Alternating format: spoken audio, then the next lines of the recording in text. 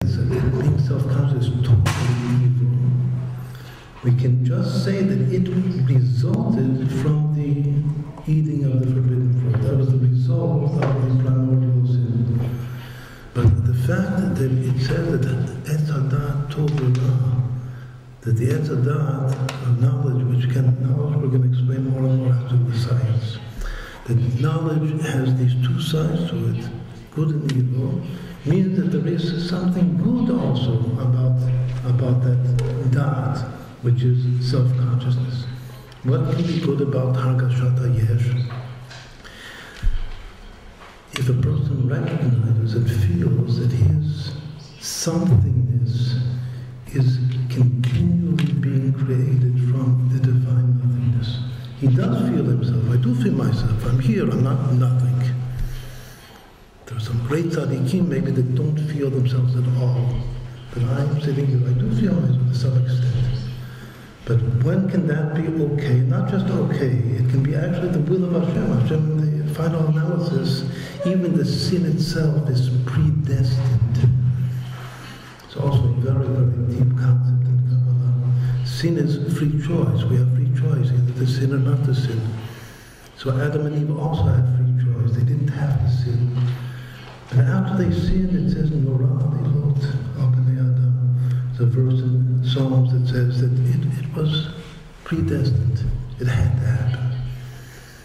It was a divine plan for some good reason that we cannot fathom. So again, this is a paradox. It's like we're talking before about paradoxes, whether you're convex or concave, maybe you're one or the other. We have free choice. The fact that we have free choice, that's the male part of us.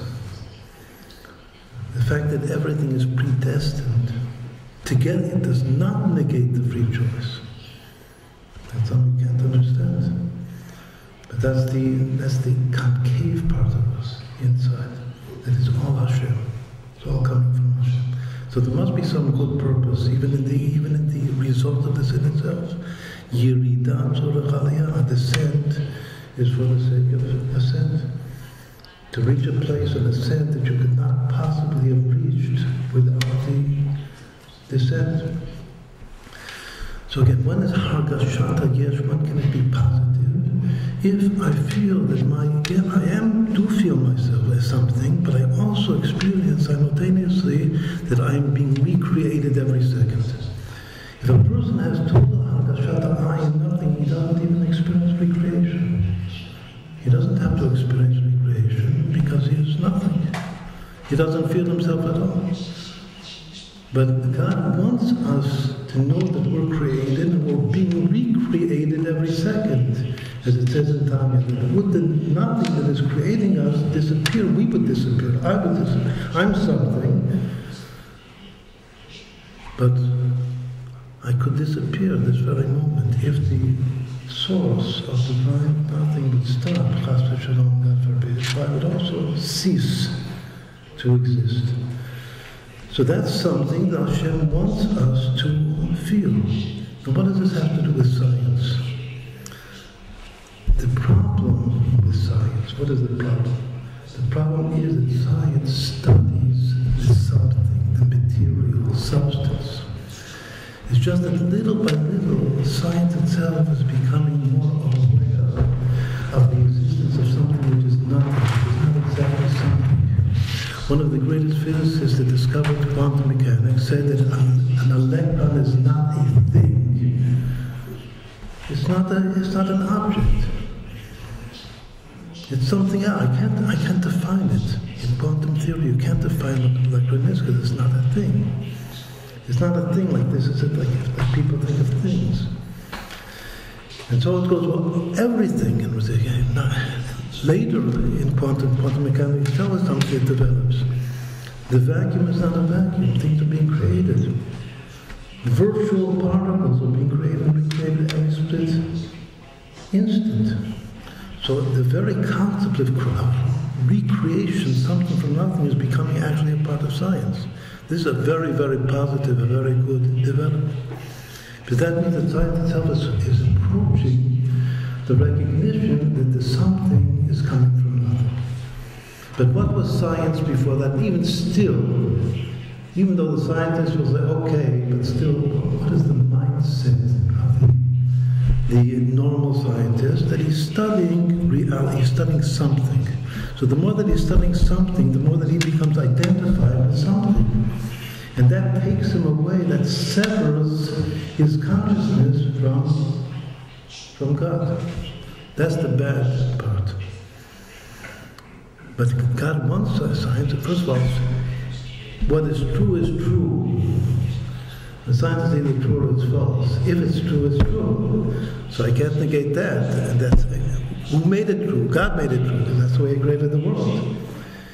He just wants me to know where it's coming from.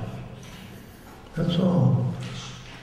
He wants me to be great. He wants me to be very great in science, because He says if you would really know where it's coming from, then all of the yet unsolved dilemma of science you would be able to solve. Because the more that you recognize where it's coming from, the wiser you become in science itself. So as for science, Eitz Hadat Tov Ra has these two sides to it. It's good and bad. But when is it bad? It's bad if it severs your consciousness from God. Because you just think about objects, that you're studying reality as a something which is not connected, not dependent upon nothing. The greatest example of this is, of course, the beginning of, like in Greek, Hellenistic science. Aristotle, that no, very opposite of recreation. Just, it's called kadmut, that the world, matter always was.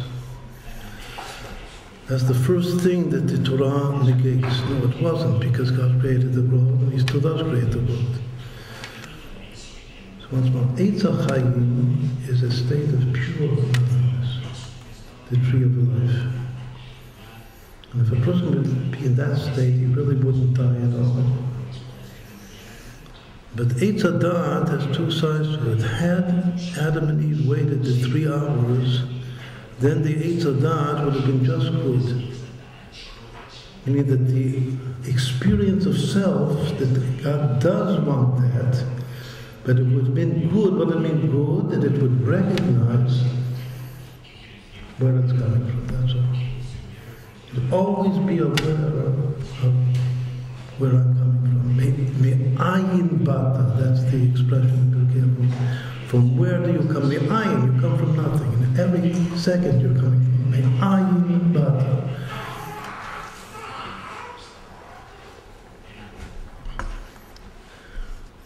Sometimes Tora and Science refer to as the higher waters and the lower waters. We know the second day of creation, God created a firmament, and the firmament of Rakia separated between the higher waters and the lower waters. Water is also a symbol of wisdom, of knowledge. So very often it says that the higher waters are the wisdom of the lower waters for science. And the Zohar itself predicts, prophesies, 600 years into the 6th millennium, which is about 100, it's actually 1840 is the secular date. That is the beginning of the unification of the two waters. This is stated explicitly in the Zohar, which was composed thousands of years ago. So it predicts that the year 1840, in our secular CE, Common Era, is the beginning of the unification of the two waters. Meaning that the firmament now serves once more a paradoxical function of not separating the waters, but it itself connects the waters. It's more the very same thing that separated the waters, which is its external reality of the firmament. Now the internal reality of that same firmament manifests, and that is the power to unite the waters together. So again, this is one of the most important messianic ideas, that we must unite the waters. And we must unite the trees. The two trees, what are the two trees or the two waters?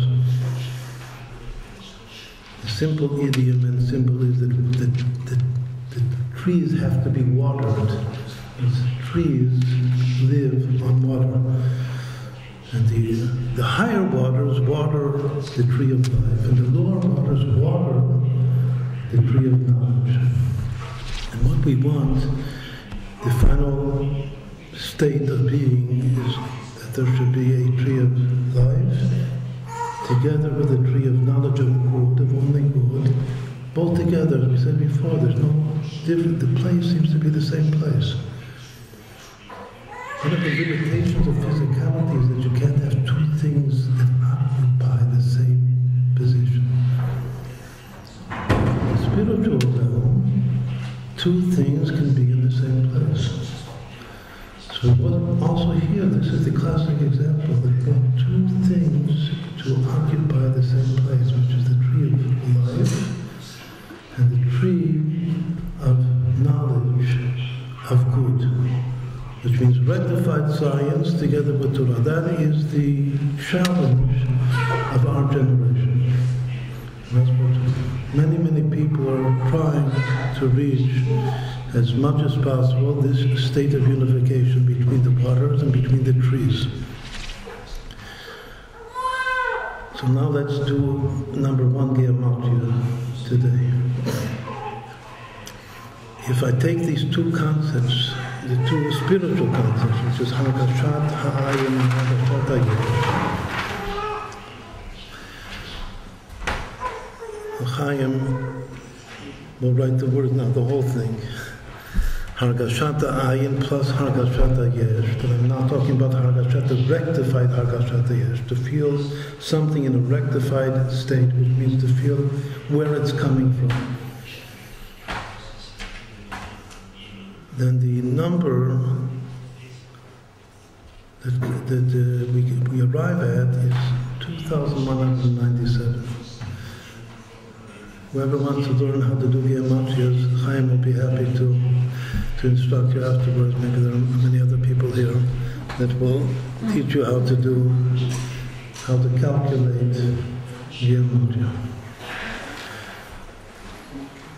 What is important about this number? When concepts complement one another,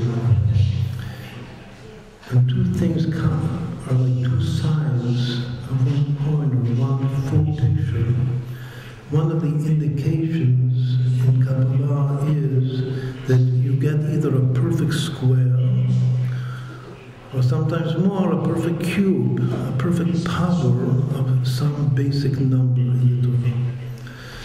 So this Gematria is a very beautiful Gematria because the number of Hargashat Ha'ayin plus Hargashat Ha'yesh, feeling and nothing, feeling the something, that I'm something, but in a rectified manner, which is the rectification of science, comes out to be 13 to the third power, 13 cubed.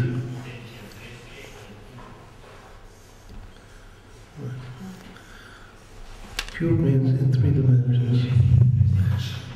13 in 3, 13 by 13 by 13. If I have a cube, 13 by 13 by 13, then the number is 2,197.